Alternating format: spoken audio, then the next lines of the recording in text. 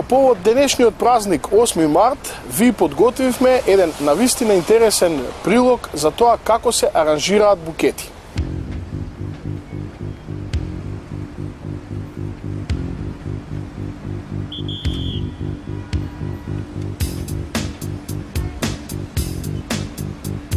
Цветовите во повеќето култури представуваат важни символи на различни феномени и емоции. Со нивна помош со векови се изразувале чувства и мисли, се давале сугестии или слично.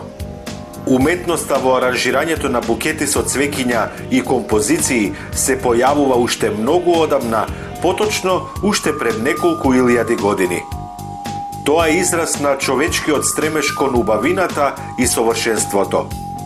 Огромно влијание врз таа уметност има традицијата на Истокот, Јапонија, Индија, Кина, Персија.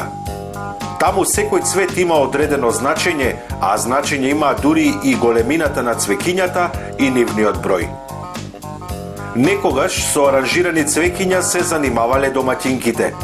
Тие ги украсувале со цвеќе собите, правеле букети за подароци за различни прилики.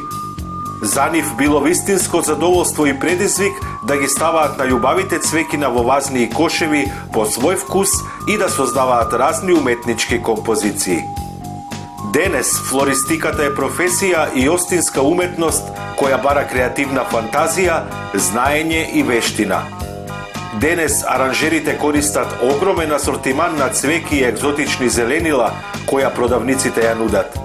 Постојано се зголемуваат и контейнерите од керамика, дрво, плетени садови и кошници, прибор за аранжирање на букети. Богатиот избор на нов растителен материјал од сите делови на планетата го прави светот на аранжерите необично интересен и стимулира креативност.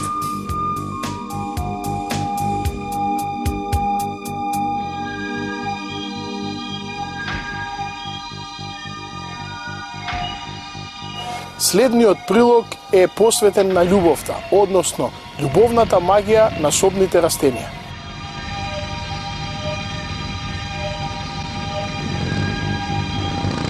Веќе е докажано дека собните растенија и цвеќиња може да имаат позитивно влијание врз семејството.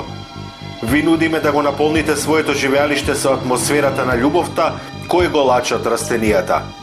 Меѓу нив се розите од сите бои, а исто така и розовите цвеќиња.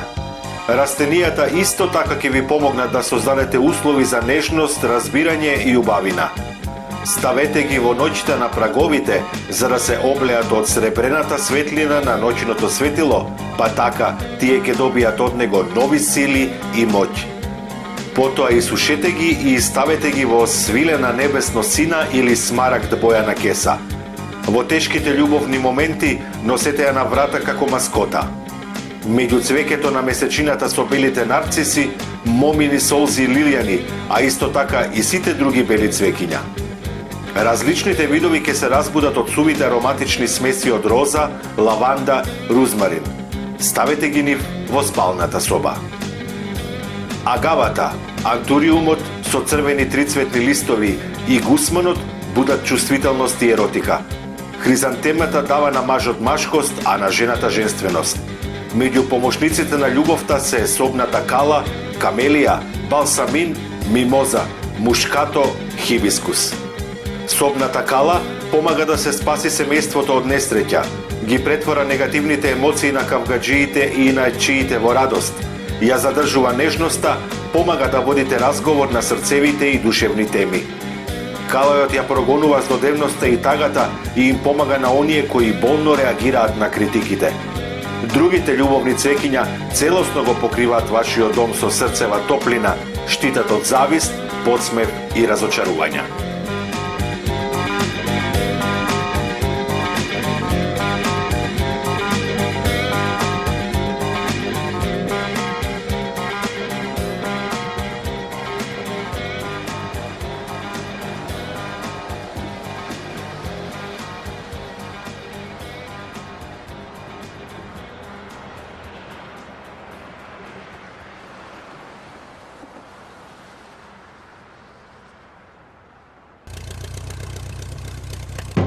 Гледај Гарден Клуб за доброто на твојата градина.